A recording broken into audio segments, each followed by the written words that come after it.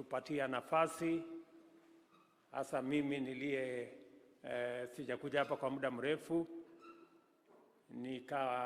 Mungu akanichochea jana, kaniambia lazima urudi kanisani Milimani.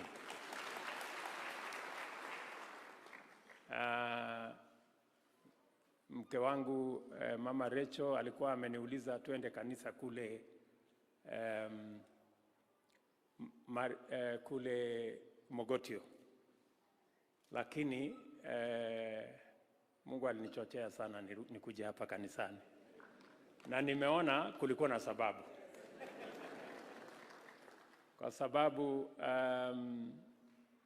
yale mahubiri tumepata hapa siku ya leo, vile Daudi pale nyuma alikabiliana na simba, alafu akakabiliana na mbweha ama ni bea, nyumbu.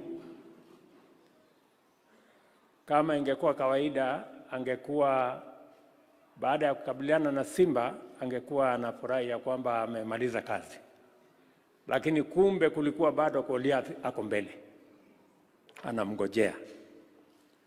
So mimi nataka nimshukuru Mungu kwa sababu ametuhakikishia ya kwamba vile tulifaulu wakati huo mwingine, na hata hapa mbele, hapa kwa Goliath hapa mbele, Mungu pia atatupatia ushindi.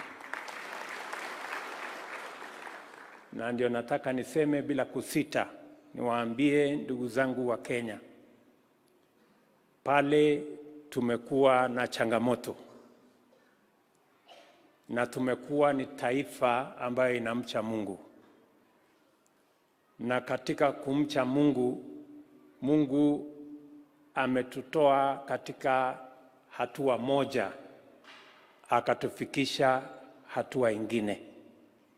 Na hata hapa mbele mahali tunaona kuna changamoto, pia na Mungu atatuonekania, na hata hiyo kiwango ingine Mungu atatufikisha.